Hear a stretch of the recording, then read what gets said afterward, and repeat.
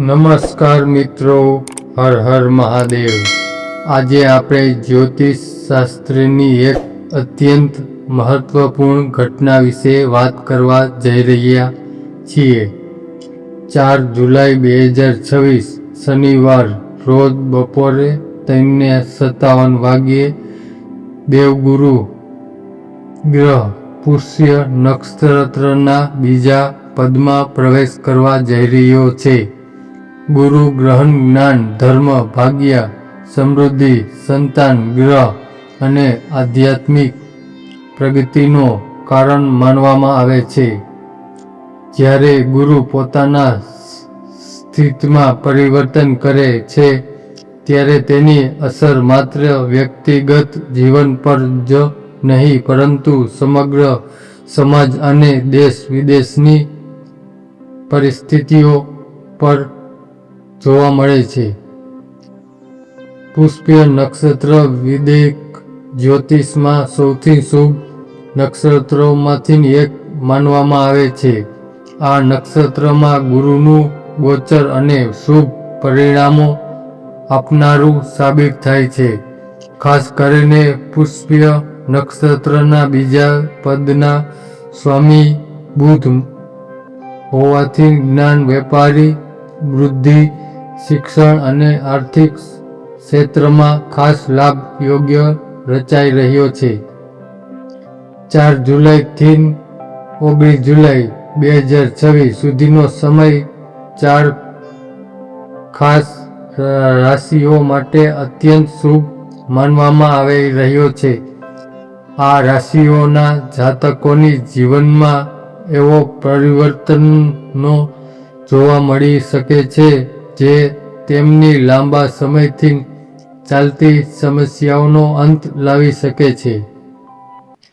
ચાલો હવે વિગતવાર જાણીએ કે કઈ તે 4 ભાગ્યશાળી રાશિઓ છે। પ્રથમ ભાગ્યશાળી રાશિ કુંભ રાશિ। કુલ રાશિના જાતકો માટે ગુરુનું આ ગોચર અત્યંત શુભ પરિણામો લઈને આવ્યું છે। ઘણા સમયથી જે કાર્યોમાં અવરોધો આવી રહ્યા હતા તેમાં હવે ધીમે ધીમે સફળતા મળવા લાગશે। તમારા જીવનમાં કોઈ એવી સુખ ખબર આવી શકે છે જેની તમે લાંબા સમયથી રાહ જોઈ રહ્યા હતા। નોકરી કરતા લોકો માટે પ્રમોશન, પગાર વધારો અથવા નવી જવાબદારી મળવાનો યોગ બની રહ્યો છે। જો તમે કોઈ સરકારી પરીક્ષા અથવા સ્પર્ધાત્મક પરીક્ષાની તૈયારી કરી રહ્યા છો તો તમે સારા સમાચાર મળી શકે છે। વેપારીઓ માટે નવા ગ્રાહકો અને નવા કારોબારો મળવાની સંભાવના છે। પરિવારમાં લાંબા સમયથી ચાલી રહેલા મતભેદો દૂર થશે। ઘરનું વાતાવરણ ખુશહાલ બનશે। માતા-પિતા આશીર્વાદથી અટકેલા કાર્યો પૂર્ણ થશે। આર્થિક સ્થિતિમાં પણ સુધારો જોવા મળશે। અચાનક ધન લાભ અથવા જૂના અટવાયેલો પૈસો પાછો મળવાની સંભાવના છે। ભગવાન વિષ્ણુએ ગુરુદેવની કૃપાથી કુંભ રાશિના જાતકો માટે આ સમય જીવનમાં નવી આશા લઈને આવશે। બીજી ભાગ્યશાળી રાશિ વૃષભ રાશિ। વૃષભ રાશિના જાતકો માટે ગુરુનું નક્ષત્ર પદ પરિવર્તન વિશે લાભદાયક સાબિત થઈ શકે છે। ભાગ્યનો સંપૂર્ણ સહયોગ મળવાથી ઘણા કામ સરળતાથી પૂર્ણ થશે। જમીન, મકાન અથવા વાહન ખરીદવાની યોજના બનાવી રહ્યા હોય તો સમય અનુકૂળ રહેશે। પરિવાર સભ્યો તરફથી સહયોગ મળશે। વેપાર કરતા લોકો માટે નવા નફામાં વધારો થવાની સંભાવના છે। નવા રોકાણો લાભદાયક સાબિત થઈ શકે છે। વિદ્યાર્થીઓ માટે પણ સમય સારો રહેશે। અભ્યાસમાં એકાગ્રત્વ વધશે અને સારા પરિણામો પ્રાપ્ત થશે. લગ્ન જીવનમાં મધુરતા આવશે. પતિ પત્ની વચ્ચેનો પ્રેમ વધશે. જે લોકો લગ્નની રાહ જોઈ રહ્યા છે તેમના માટે સારો સંબંધો આવી શકે છે. સ્વાસ્થ્યની દૃષ્ટિએ પણ સમય સારો રહી જૂની સમસ્યાઓમાંથી રાહત મળશે. આ સમય દરમિયાન મળતી તકોને ઓળખીને યોગ્ય નિર્ણય લેશો તો ભવિષ્ય વધુ ઉજ્જવળ બની શકે છે. ત્રીજી ભાગ્યશાળી રાશિ સિંહ રાશિ. સિંહ રાશિના જાતકો માટે ગુરુનું આ ગોચર રાજ્યો જેવી સ્થિતિ સર્જી શકે છે. ઘણા ક્ષેત્રોમાં સફળતા મળવાની સંભાવના છે. નોકરીમાં ઉચ્ચ અધિકારીઓનો સહયોગ મળશે. તમારી મહેનત અને પ્રતિભાની પ્રશંસાથી પ્રમોશન અથવા નવી જવાબદારી મળવાની શક્યતા છે. વ્યવસાયમાં નવા પ્રોજેક્ટ અને નવો ગ્રાહકો મળવાની આવકમાં વધારો થશે. વેપાર વિસ્તારવાની યોજના સફળ બની શકે છે. સામાજિક ક્ષેત્રમાં માન સન્માન વધશે. લોકો તમારા વિચારો મહત્વ આપશે. ઘરમાં કોઈ શુભ કાર્યનું આયોજન થશે. પરિવારમાં ખુશીઓનું વાતાવરણ રહેશે.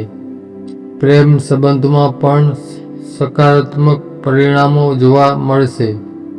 સંબંધ વધુ મજબૂત બનશે.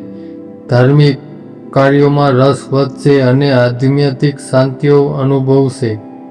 સિંહ રાશિના જાતકો માટે આ સમય નથી. ઊંચાઈઓ સુધી પહોંચવાનો સમય આવી સાબિત થશે. ચોથી ભાગ્યશાળી રાશિ ધન રાશિ. ધન રાશિ ગુરુની પોતાની રાશિ હોવાની આ ગોચરનો સૌથી વિશેષ લાભ મળી શકે છે. લાંબા સમયથી અટકેલા કાર્યો પૂર્ણ થવા લાગશે.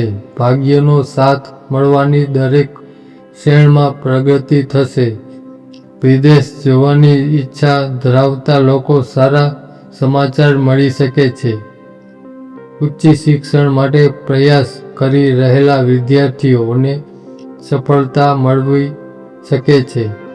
નોકરી નવી તક મળી શકે છે. વેપારમાં આવકના નવા સ્ત્રોતો ઊભા થશે. આર્થિક સ્થિતિ મજબૂત બનશે. રોકાણમાંથી સારો લાભ મળવાની સંભાવના છે. પરિવારમાં સુખ શાંતિ રહેશે. સંતાન તરફથી સુખ ખબર મળી શકે છે. ધાર્મિક યાત્રા અથવા કોઈ પવિત્ર સ્થળની મુલાકાત યોગ્ય પણ બની રહ્યા છે. ગુરુની કૃપાથી ધન રાશિ જાતકો જીવનમાં નવી સિદ્ધિઓ પ્રાપ્ત કરી શકે છે. ગુરુ ગોચર દરમિયાન શું કરવું? આ શુભ સમયો સંપૂર્ણ લાભ મેળવવા માટે કેટલાક ખાસ ઉપાય કરી શકાય. દર ગુરુવારે ભગવાન વિષ્ણુની પૂજા કરો. પીળા રંગના કપડાં પહેરવાનો પ્રયત્ન કરો. ગરીબ અને જરૂરિયાત લોકો પીળા દાન કરો. ઓમ બૂમ બૃહસ્પતિને નમઃ મંત્ર 108 વાર જાપ કરો. ગાયને ચણાની દાળ અને ગોળ ખવડાવો. વડીલોને ગુરુજીનો સન્માન કરો. આ ઉપાય ગુરુની શુભતા વધારવા મદદરૂપ બની શકે છે. મિત્રો, 4 જુલાઈ 2026 થી 19 જુલાઈ 2026 સુધી ગુરુ ગ્રહનું પુષ્ય નક્ષત્રમાં બીજા પદમાં ગોચર જ્યોતિષ શાસ્ત્રીય દૃષ્ટિએ અત્યંત મહત્વપૂર્ણ માનવામાં આવે છે. ખાસ કરીને કુંભ, વૃષભ, સિંહ અને ધન રાશિના જાતકો માટે આ સમય નવા અવસર, આર્થિક પ્રગતિ, માન સન્માન અને જીવનમાં સકારાત્મક પરિવર્તન લઈને આવી શકે છે. યાદ રાખો કે જ્યોતિષીય સંકેતો સંભાળવાનો દર્શાવેલ છે. સાચી સફળતા માટે મહેનત, સકારાત્મક વિચાર અને યોગ્ય નિર્ણયો પણ એટલો જ જરૂરી છે. ભગવાન શ્રી હરિએ દેવગુરુ બૃહસ્પતિ કૃપા તમારા જીવનમાં સુખ, સમૃદ્ધિ અને સફળતા લાવી તેવીની શુભેચ્છાઓ. હર હર મહાદેવ. જય શ્રી કૃષ્ણ.